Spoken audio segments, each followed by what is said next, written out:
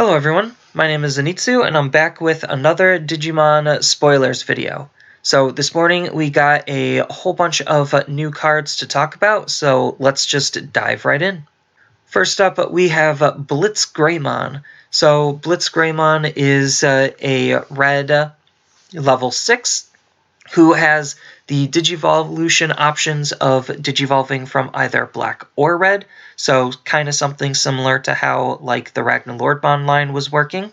And then he has the main effect of Piercing, and then he also has the when Digivolved ability, you basically get to choose one of your opponent's Digimon and Digivolve too. So that's pretty decent. Obviously, him being in red and having Piercing means he has all of those Piercing synergies. The fact that he could Digivolve off of both red and black is something very interesting to note, because that opens up a lot of flexibility and possibilities for the card. He is a little on the expensive side in terms of megas to Digivolve into, but he is still looking to be a pretty decent mega, especially since we haven't really seen red get de-Digivolve before, so that could kind of synergize in combo with red a little bit on the destruction part, where you could de-Digivolve the Digimon, and then another card in his source might be able to finish off that Digimon. So he does have a whole bunch of different combos and synergies, and he is just looking to be a really interesting and powerful card. Next, we have Cress Gruntman. So Cress Gruntman is a black level 6 who follows a similar pattern to Blitz Greymon, where he could Digivolve off of either red or black, which is again very interesting considering it's similar to how Ragnarlordmon's line works. But what he does is he innately has the reboot mechanic, which is alright, pretty solid alone, but what you're really looking forward to is his when Digivolved ability. So when you Digivolve into him, for each Digimon your opponent has, reveal the top one card from your deck, and then you may play a level 5 or below red or black Digimon among them without paying their cost, and then put the rest to the bottom. So that's really powerful, because you could potentially get a free level 5 or below red or black Digimon, and there's a lot of powerful red or black Digimon.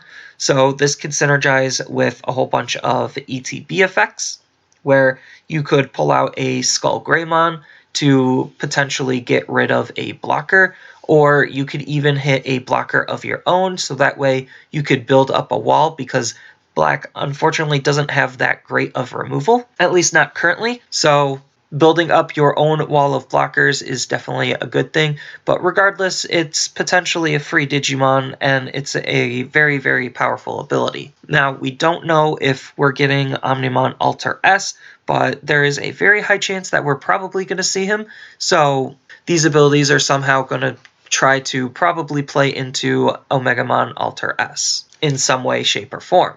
Alright, next we have Ken. So Ken is another green tamer, so we're starting to see some of the Adventure 2 tamers. And he has the ability of, at the start of your turn, if your memory is 2 or less, it becomes 3. Your basic 4-cost memory fixing tamer, not bad. But he also has another ability, during your turn, when a green or blue Digimon destroys your opponent's Digimon by battle and your Digimon survives. By resting this card, you get +1 memory. And then he has the same security effect as all the other tamers. Obviously, he's trying to play into that whole Imperialdramon, Pyildramon strategy, except he's taking the more green side of it, where he more synergizes with cards like Dino Beamon, where they just have piercing. He's just a pretty good card there, on top of which he also has the synergy with Rust Tyrannomon, so Rust Tyrannomon could attack into the opponent's active Digimon, and then you'll be gaining memory by resting him. He's just really good for those green piercer decks, and the fact that he also works with blue Digimon means that you could be rewarded for using your blue Digimon to attack into the opponent's stuff. So he's definitely looking to be a pretty powerful tamer overall. Next we have Davis. So Davis is another 4-cost tamer, so he also has that memory fixing ability. On top of which he has a really powerful when played ability, where you get to reveal the top 3 cards of your deck, add 1 green and 1 blue Digimon into your hand among them, and then put the rest on the bottom in any order. So blue just so far seems to be really, really powerful with a lot of these consistency cards. You could play this in both either blue or green just because of that ability, but the fact that you could use this ability to help dig for any blue or green Digimon is really, really powerful because there's a very high chance that you're going to hit at least one blue and or green Digimon, depending on how your deck is built. So I'm really liking a lot of what Davis can do, and he definitely has a lot of possibilities. Next, we have Sarasman. So Sarasman is another level 6, this time in green, and it has the download 3. So for those who don't know what download is, you rest one of your Digimon on your field, and then his Digivolution costs whatever the download cost is. So in this case, it's 3, so that means he could potentially come out for 2, which is pretty solid. And then he has another powerful ability. During your turn, once per turn, you may rest your opponent's Digimon instead of your own for using download. So obviously, right now, this combos with Argamon, so you could use your opponent's Digimon to help Digivolve into your Argamon, which is really, really powerful because Argamon is a pretty solid Digimon on his own. But it's also really powerful because it's resting the opponent's Digimon down for helping you play your cards. Even though it is once per turn, it's still a very, very powerful effect nonetheless. On top of which, this is the first time we're seeing an Olympus 12, so that means we're probably going to end up seeing some more Olympus 12s, kind of similar to how we've been seeing some Royal Knights, where they're probably going to sprinkle some in a lot of the sets going forward. But Sarasman is definitely a very, very good card for green. Next, we have Edaman. So Edaman is a level 5 black Digimon that has blocker, so obviously showing that black has a lot of blockers and is a more defensive style deck. But it also has the ability, when destroyed, reveal the top 5 cards of your deck, and you could play one level 6 Digimon among those whose name contains Edaman, and then put it onto the field for free, and then put the rest on the bottom. So this is just a really, really powerful ability because not only is he a blocker, but when he blocks and dies, you also could potentially get a free Mega out of it, and then you could use that free Mega for whatever you want to do to either Digivolve into a level 7, or just keep the Mega out as a Mega because it's going to be really, really powerful. I'm definitely really, really liking what Edaman has and what Edaman can offer, and the possibilities that come with a card like this. Next up, we have Metal Edaman. So as of right now, this is the card that's supposed to synergize with Edaman's when destroyed ability. But what he has is 2 interesting abilities. So his first ability is during your turn, this Digimon can't be blocked by the opponent's Digimon. So he's just an unblockable Digimon. We've seen that before in the form of Metal Seadramon, but Metal Seadramon, you need a condition to do it, and this you just don't. And then he also has another ability. During the opponent's turn, this card gets plus 2,000 DP. So that's pretty interesting considering we haven't really seen a whole lot of during the opponent's turn buff this card. Like, black already has a little bit of that, but not a whole lot.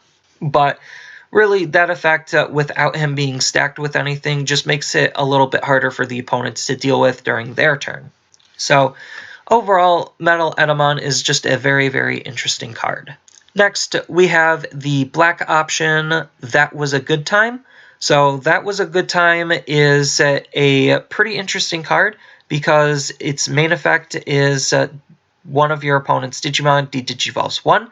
So it's a slightly worse Spider Shot in that aspect, but what makes it better than Spider Shot is the other part of its ability where if that Digimon costs 4 or lower, then straight up destroy it.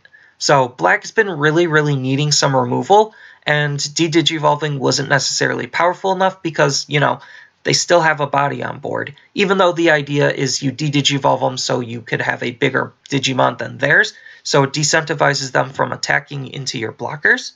But that doesn't necessarily matter all the time because your blockers can only block once for the most part, and if they just have more attacks than you have blockers, then they could still get through to your security. But the fact that they finally have some form of removal is really, really good, and it's really, really needed.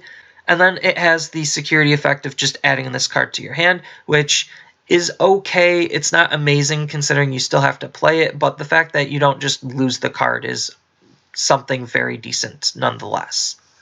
And the next card is Kilomon. So Kilomon is your basic security Digimon. We've seen a whole bunch of these already, and it's looking like Kilomon is going to be yellows. So that probably means that we're going to see Armadillomon in yellow. So that's just something interesting to note. But I'm just super excited for a lot of these security Digimon and all of the possibilities that they have. Yes, right now they are kind of fairly vanilla, where they don't really do much outside of that security effect. But as we've seen with Cherubimon, we are starting to get some security synergy. So you could potentially stack Kilomon into the security, so that way you could use this security effect to replay him again. And I definitely am looking forward to what these security Digimon have in store. And the last card of the morning is Duftmon. So Duffmon has a when evolving ability, you get to play one level 4 or below evolution source from one of your Digimon as a separate Digimon without paying its cost. So we've kind of already seen this type of effect in the form of Kaiser Nails and Metal Garurumon, but the fact that we have another form of it and it doesn't necessarily have to be from this Digimon makes this card extremely interesting because it can open the door for a whole bunch of different possibilities. On top of which, Duffmon also has the ability where all your level 4 or below Digimon gain jamming. We already have some jamming synergy with Imperial Jamon, so if you have a whole line of level 4s out, Duffmon can give them jamming, and then Imperial Jamon can give them the ability to restand. He is definitely looking to be a very, very powerful Royal Knight and a very, very interesting card. So that's kind of all of the spoilers for this morning. We definitely got a lot, and a lot are looking to be very, very powerful and very, very good. And I definitely like what they're doing to try to spice up the game and make us think about some different cards and different synergies that we might not have thought of before. So that's all I have for this video. As always, tell me your thoughts on any of the cards down in the comments below. And as always, don't forget to like, share, and subscribe for more content, and I will see you in the next video.